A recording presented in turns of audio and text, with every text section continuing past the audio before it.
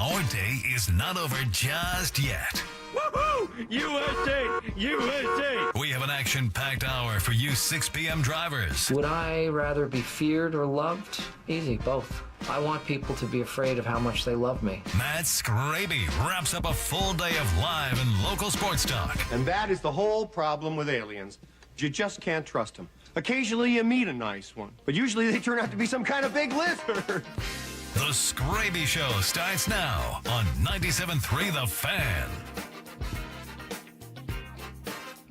Hello and welcome into the Skraby Show for February 24th, 2025. I did forget the year there for a second. That was kind of embarrassing, but here we are on the Skraby Show, getting closer to the Padres season, getting closer to the baseball season, getting closer to our lives being complete for about 7 months. I will say, I do miss. I was thinking about this yesterday. Actually, I was walking the dogs and I was thinking, you know what?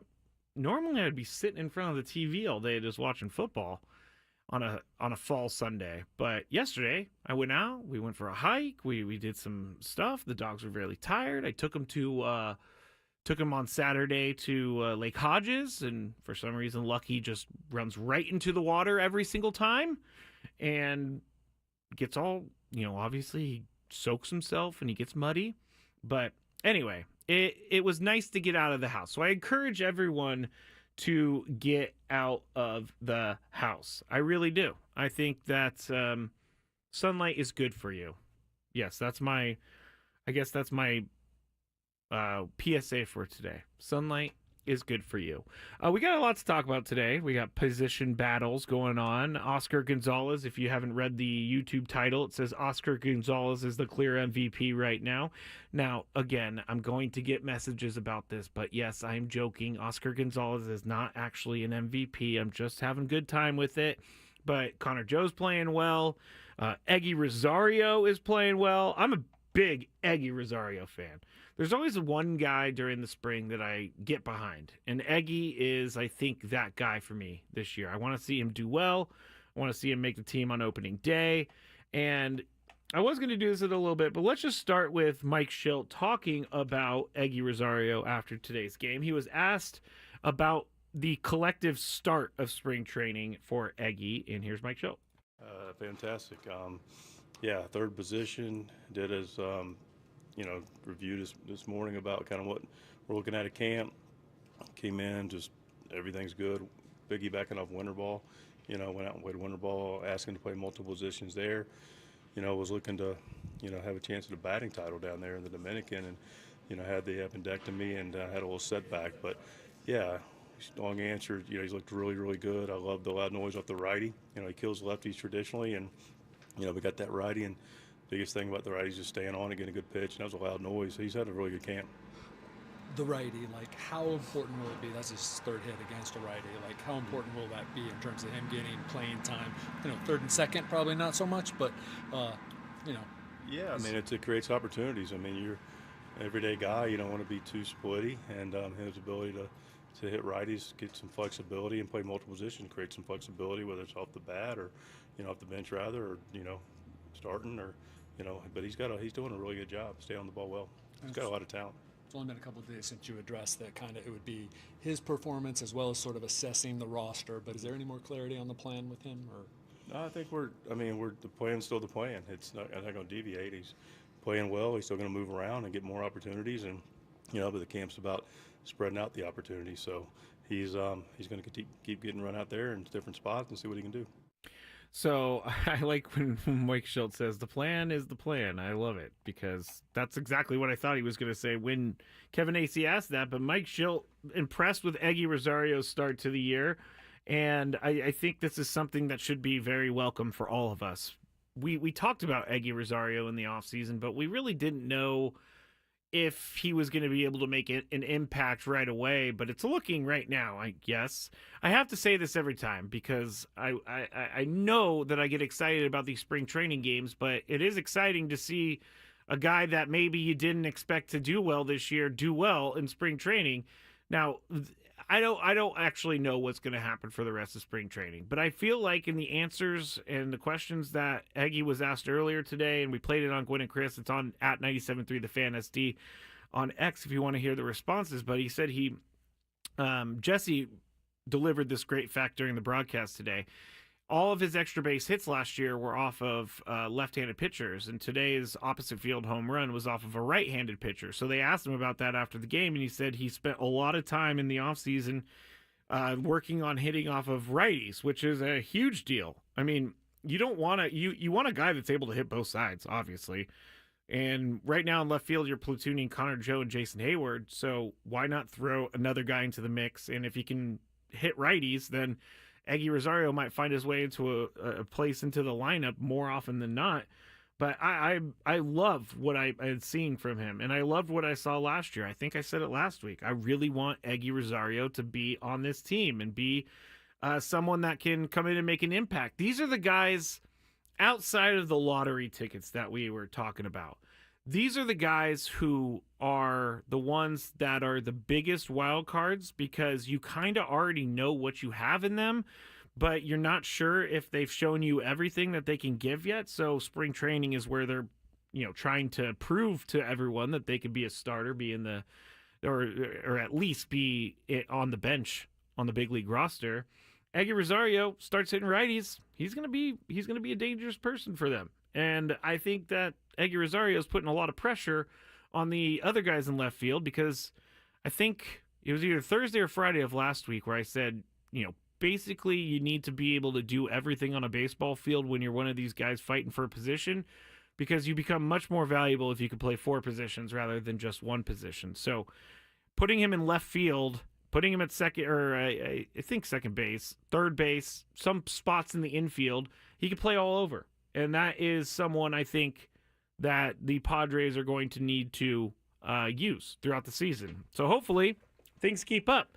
Now, some of the other guys in the position battles, Oscar Gonzalez is definitely making a push. And Prolific on the chat has been, right there with me on this whole thing. Because on Friday, after their game against the Mariners, I came on the air and said, who the heck is this Oscar Gonzalez guy?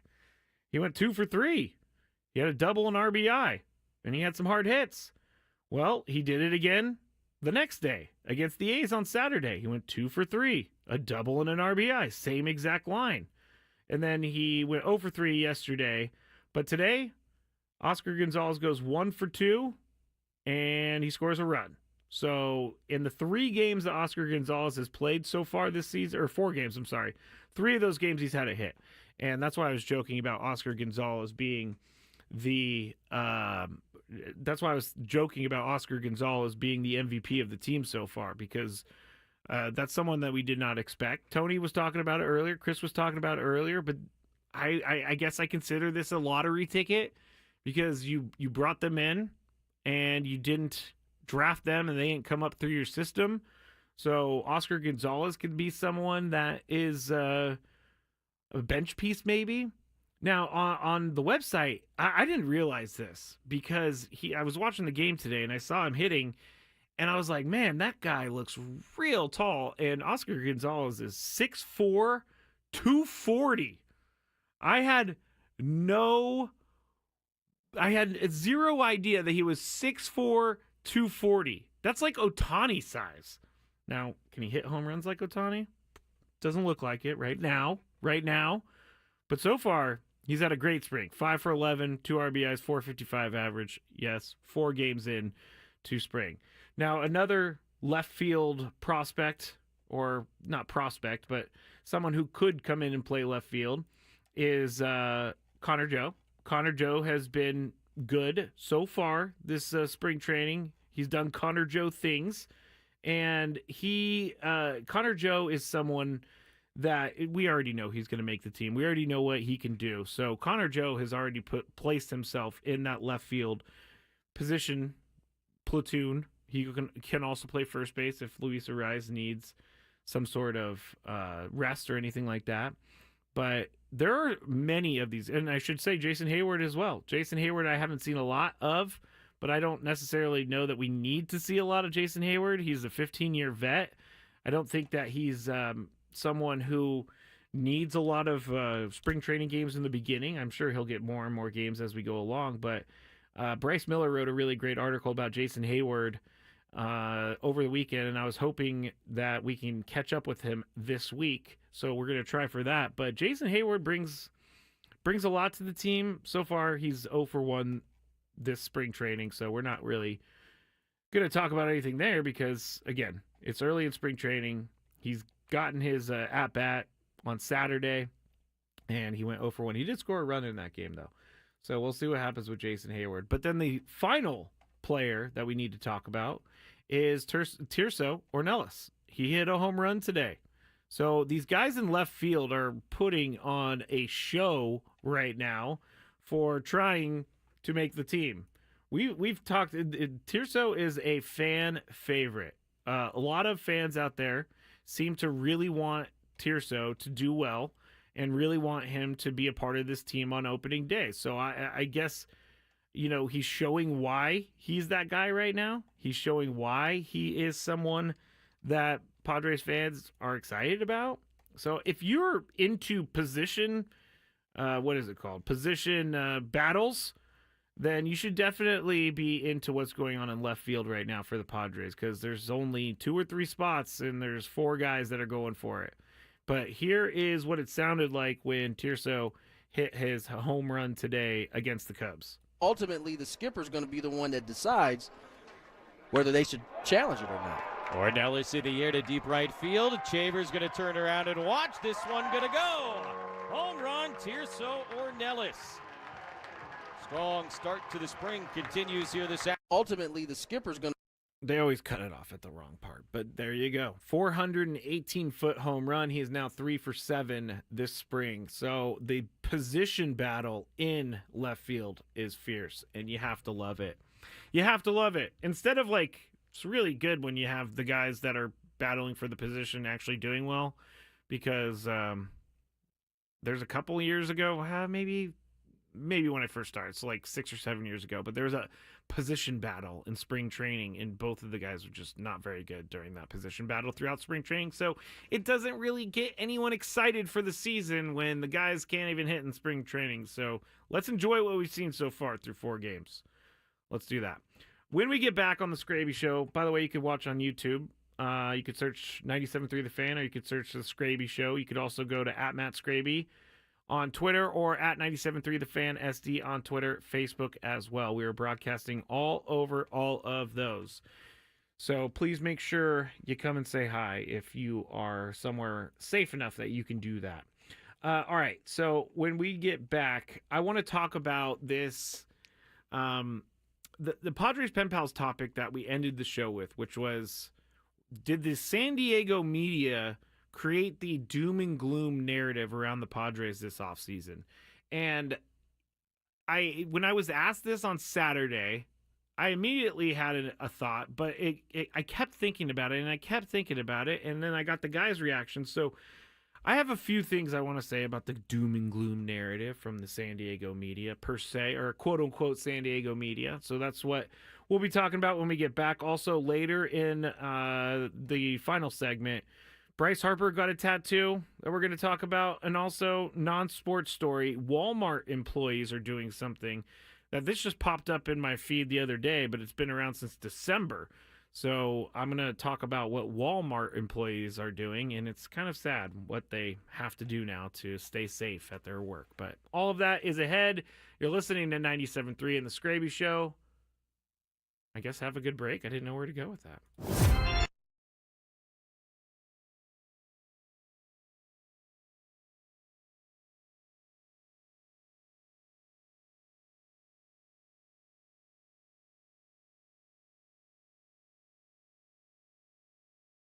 All right, it's time for the Beaver Nuggets.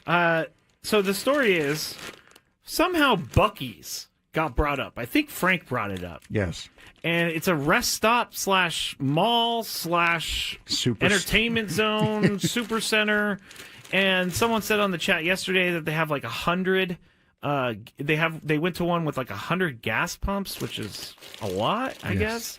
But while we were talking about this, Sam Levitt was in New York listening, and he goes, put me on, put me on, put me on. And so we put him on, and he's talking about how much he loves Buc-ee's.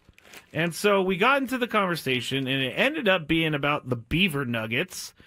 And so I had to order them because I find the name beaver nuggets very gross. I find it gross. But we're going to go with this. It's kind of like a Cheeto / a corn pop. It's like a cheese doodle. A cheese doodle. And we're going to eat them right now. I don't think these are bad, but here we go.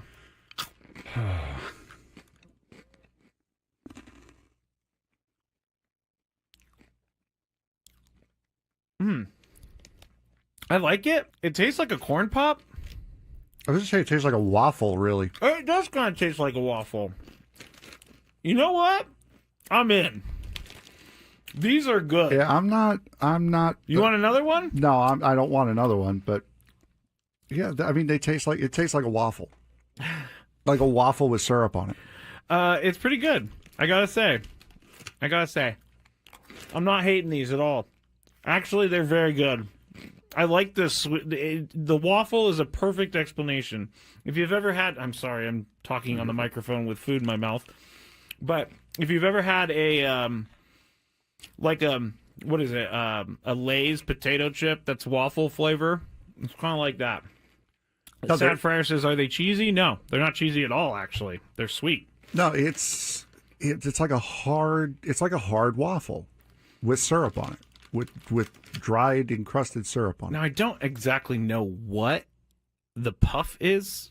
It could be just fake something. Most likely. I mean, it's like caramel a little bit too. All right, I gotta stop eating these because I will eat the whole bag. I love these things. I'm gonna leave them here though because I will eat this if I go home. It's just gonna be a bunch of beaver nuggets in my bed as I sleepwalk or something like that.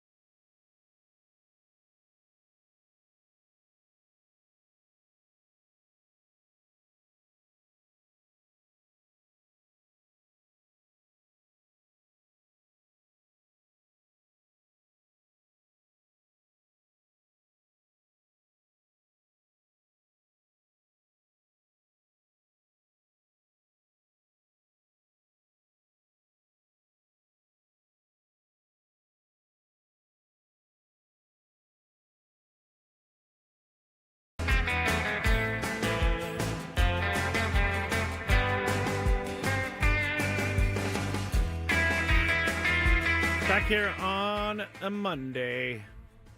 Spring training is at least underway, so Padres are actually on MLB Network right now. So if you missed the game today and you want to listen, or not listen, but if you want to watch while listening to me, you can turn on MLB Network. Tony and Jesse on the call, so it's in the top of the 6th inning at the moment. Padres go on to lose this game, everybody. It's okay, though. It's okay. There was plenty to take from this one, and Aggie Rosario and Tirso Ornelas took it. That is for sure. The media in San Diego, are they to blame for the doom and gloom narrative? Well, I don't think so. And it may be biased that I say that. If there is anything that I'm called a lot, it's that I am too nice to the team and that I am an apologist for the Padres.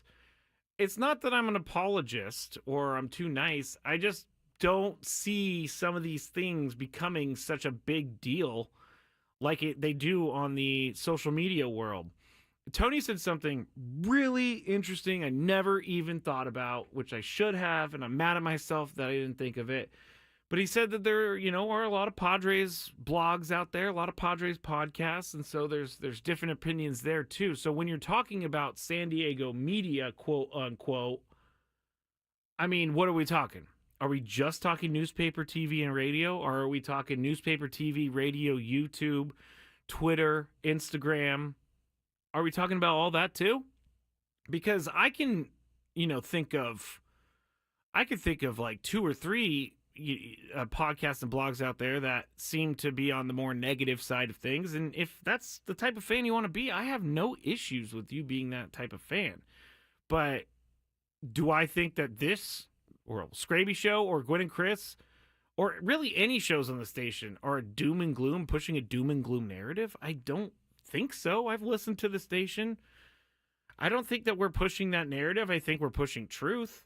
So during the off season when things weren't looking good, we were just saying exactly what everybody was thinking out there. Some people want us to, I guess, I get a lot of messages about why don't you do this? Why don't you do that? And some people want us to just let loose on the team 24/7, which is not something that we can really do because, if they win like they did 93 games last year, there's stuff to complain about, but there's overall they're a successful baseball team. So I think that and I'm not blaming this on fans or blogs or podcasts or anything like that. I'm not, because they're all important in their own ways. They're all ways that the Padres are being consumed, and they're all ways that the Padres are being talked about. And I seriously think someone who starts a podcast and sticks with it and grows it, that I respect that person, because it's not easy. I've tried starting many podcasts, and I've tried starting podcasts before I even got into this situation, and it was really hard. I did a podcast with 2 pros and a Joe, called 2 Pros and a Joe, with 2 former NFL players, Greg Camarillo and Marcus McNeil. And it was, even with 2 former NFL players, it was really hard to grow that thing. So if you're someone who started a podcast and you stuck with it, then I respect you, because it takes a long time to get that following. But sometimes I think that there is a lot of anger out there from fans that might maybe seep in through the psyche of people when you're scrolling through Twitter after a bad Padres loss, and you're scrolling through. I see a lot of reactions to what's going on, and for some reason my algorithm gives me all the negative reactions. And a lot of the times I look and see who's saying these negative reactions, and it may be it's a fan, which is fine. You can have your own reactions. But then I see the comments on that fan's post, and it snowballs. So I think sometimes as San Diego media gets lumped in with some of the fan opinion that is on social media. And another thing, I get a lot of quote-unquote negativity towards the Padres on social media, with people saying they're going to protest and things like that. And then when it comes time to do it, not many people are doing it, or no one's doing it. So I don't know if those people are really out there. I don't know if the people who are negative and want to be negative are actually in the masses, or if they're in the single digits. It's difficult to figure that out. But for the most part, I think our station is pretty good at painting a picture that's realistic. Let's see. Prolific says, it's the halfway fans talking bleep and the mainstream media that loves to talk bleep about our team. I don't know that the mainstream media likes to talk bleep about the team, but I do know that they do talk bad about the team on a national scale. Like trying to get them to rebuild last year, this year, all the time. Let's see. Rod says, how could SD Media be positive about the way the season ended? It was facts being reported, and it was not good news. Now reflecting on how we did overall, great season. All right. I like that, Rod. We did say that was awful.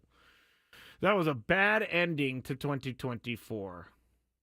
Let's see. Who else? I was reading, some of them have expletives. Anyway, mainstream media talks negative, not 97.3 The Fan. Joseph says the mainstream media has to talk bad about us since national media bends at the knee for the New York and LA teams.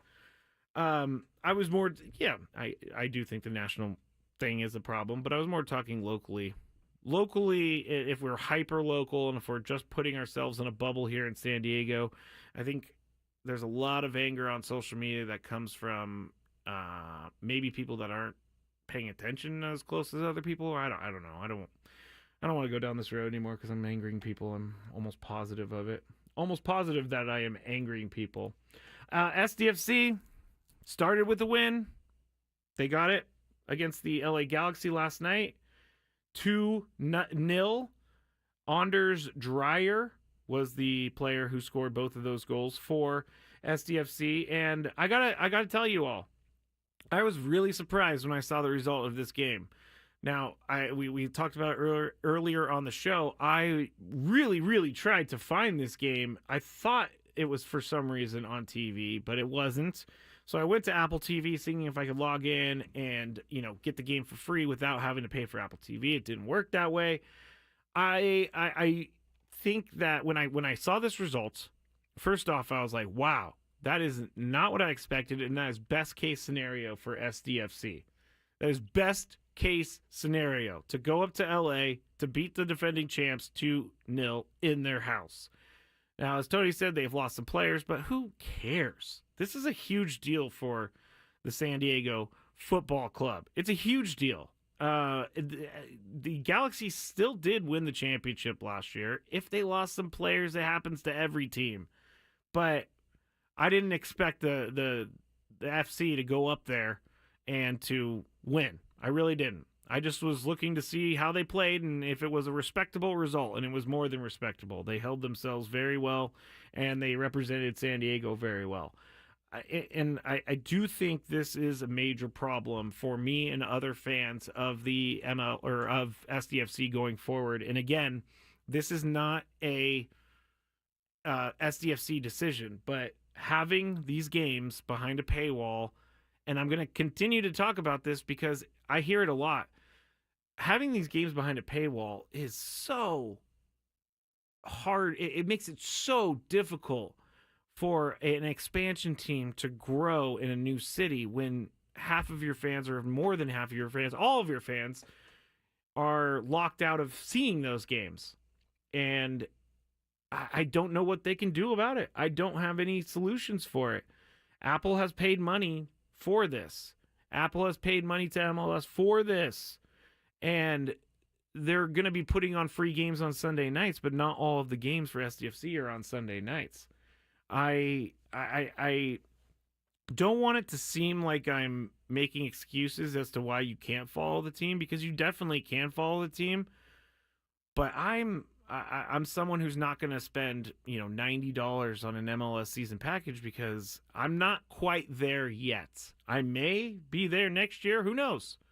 I may be someone who wants to get that's the soccer package from MLS. I might do it. But this year I'm not paying that. So how can I see these games? Well, you can either go or you can, go out and go to bars and stuff. I don't drink anymore. I don't mind going to a bar. I'm not offended by going to bars or anything, but there is something about being a sober person in a bar with people getting steadily more drunk. It's kind of sort of not my favorite thing in the world, but I can go to a bar.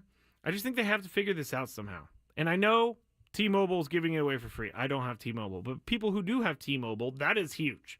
If I had T-Mobile, there would be zero complaints from me, because T-Mobile is actually doing something really, really good for the people out there. They're giving free access to this, which is huge.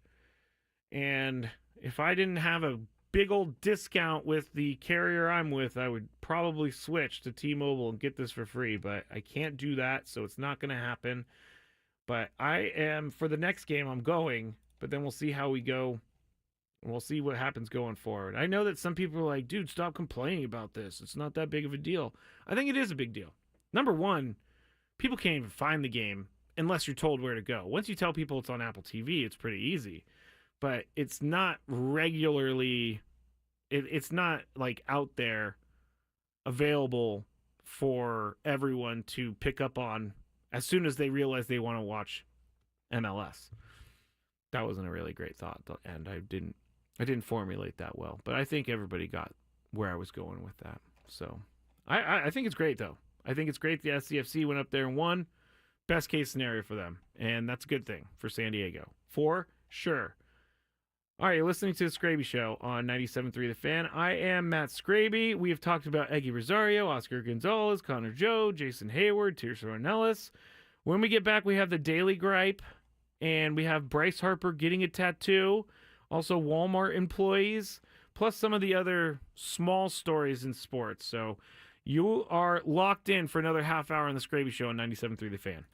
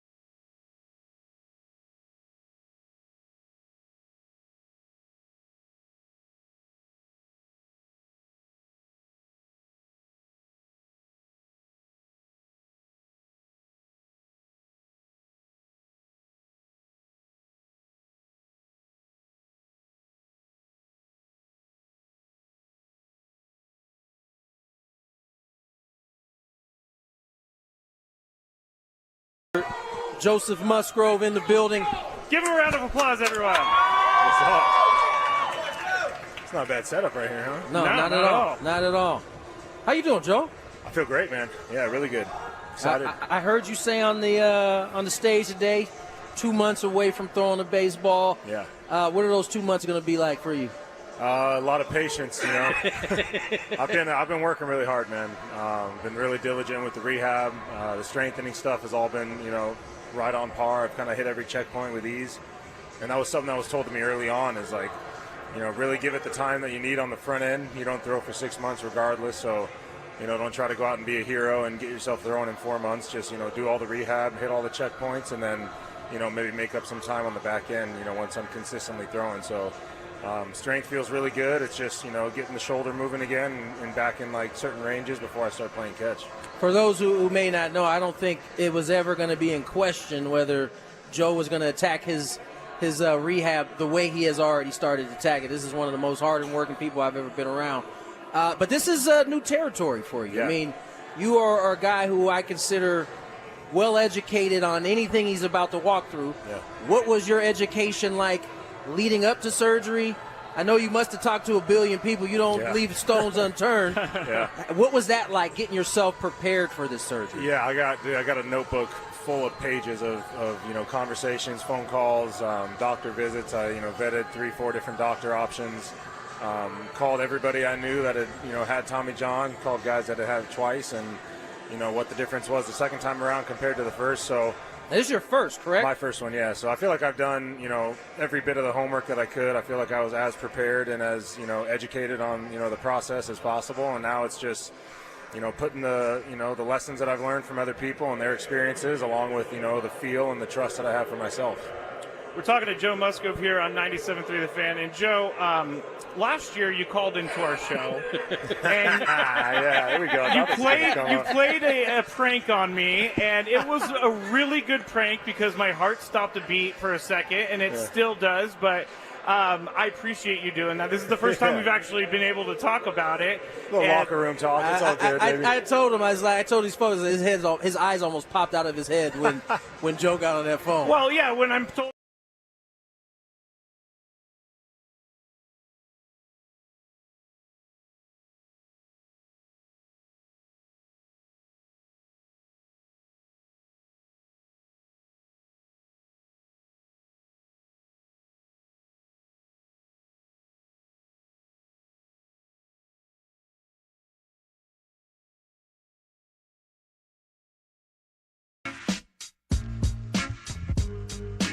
You know, I usually sit down at about 1:58, and I look at the clock and I say, oh man, I got a long time to go. But it always goes really fast. And it's all thanks to you and thanks to Chris and Tony, I guess, even though they didn't really believe me today about certain things.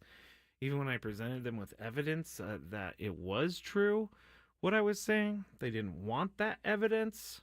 So they threw it out of court without actually looking at the case, which is very upsetting for someone who does sports court with them every single week.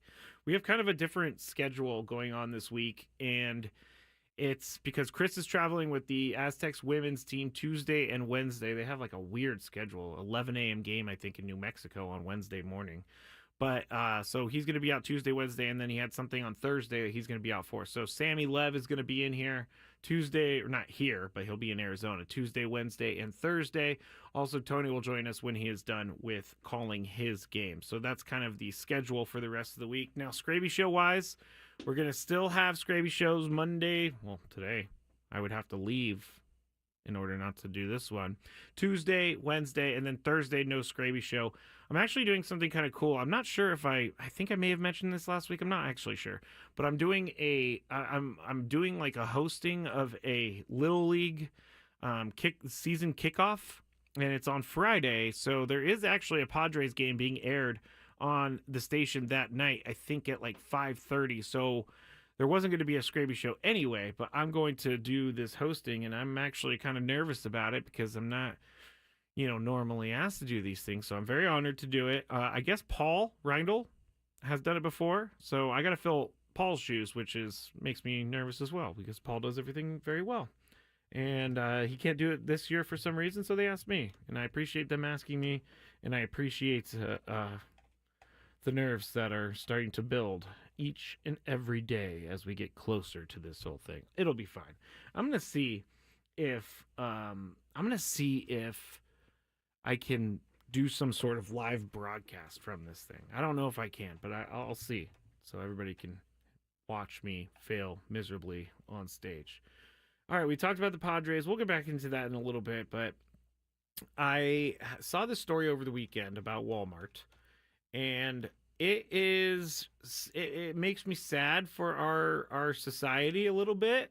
But the reason I'm talking about it is because everybody knows about what's going on with like shoplifting right now. It's the smash and grab stuff where groups of people will just run into a mall and then smash all the windows, steal a bunch of stuff, and then leave. And, for the most part, what I'm reading is they kind of get away with it because there's no way to really track them down. But Walmart has been having a problem lately. And this article actually comes from December 17th. So it's not like this was a new thing. And it just popped up on my algorithm. And so I wanted to say it because it's not too far behind. It's not too far gone. But Walmart is one of those places that does Black Friday deals and one of those places that has big deals that everybody wants to take advantage of.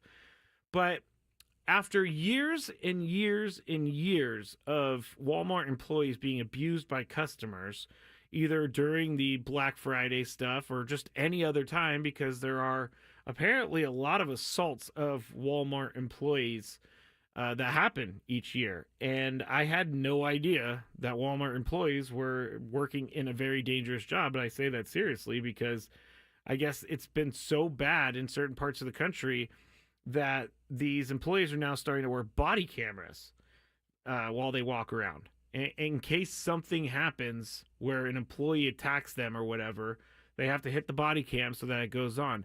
I mean, what kind of world are we living in when you have to put a body cam on a Walmart employee because they're getting beat up? What is going on? I don't know if this shocks anyone as much as it shocks me. Now, Walmart isn't saying that they are doing this because of the violence that has been seen throughout their stores. They're doing this because they would like for better customer service. And that's a really, really nice way for Walmart to say that they just want to kind of make sure their employees are doing the right thing. But I guess they are instructed for when anytime a rowdy customer gets in there or starts to maybe treat you poorly, you turn on the camera so that they can review how you handled the situation so that they can determine whether or not you should be fired. Or I can't say fired. That wasn't a part of the article, and that's very serious. But see, Walmart giving the body cams, I think originally when I read the article, it made me think, hey, Walmart cares about their employees. They don't want people attacking them. And then I kept reading, and then they said, you know what? It's actually because we want to make sure our customer service is up to par.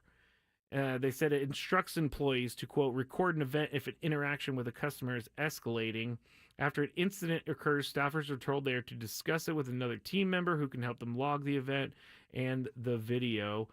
Someone from the Retail, Wholesale, and Department Store Union said there's too much harassment that goes on throughout the year, but especially during the holiday season, it's worse. Everyone is stressed out. They can't find the item they're looking for. They get upset. And whom do they blame? They blame the shop worker. I guess this hasn't been, this isn't new in stores. Macy's has done it. H&M has done it, where they're seeing a lot of theft as well. But they go on to say there's a claim that the body cams are going to promote de-escalation just organically. We don't think that's true. You see a lot of violence against workers already at the self-checkout kiosks when they are attempting to deter theft. There's a potential that this might hurt deterrence. It could also provoke people. Anyway, I think this is kind of sad. It's kind of sad to see that the people that are working at Walmart can't go to their place of business, their place of work, and just do their job, go home, live a regular life. They get beat up because someone wants Turbo Man, and there's no more Turbo Mans in the store. I actually did see someone this year, and I don't think I ever talked about it. but it was so uncomfortable for me. I wanted to get the heck out of there as fast as possible. This person was very, very upset that there wasn't like one of the video games that was out. And they were like, well, you guaranteed it to me on the phone that there was going to be a video game here. I drove all the way from Chula Vista to Encinitas Walmart because you told me it was here. Well, sorry, sir, we can't put things on, blah, blah, blah. This person was just so mad. And I really wanted to walk up to them and say, dude, it's not that big of a deal. It's just a video game. Calm the bleep down. But I didn't. I got the heck out of there. So, yes, on the chat, Walmart workers don't get paid enough to wear a camera all day. I kind of agree with that. I really do.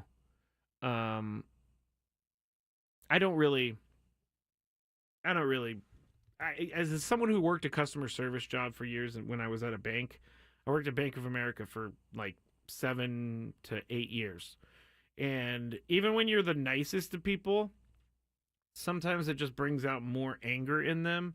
And when you're talking to someone about their money and things get stressful, they get really stressed. And so I remember many, many, many times getting yelled at by customers and me getting all upset. And then I would have a talk with my boss later and they would just be like, the customer's always right. Here's a phrase that I hate. The customer is always right. The customer is not always right. You know, sometimes they're right. But the customer, the phrase the customer is always right is just to get them to buy whatever they want to get.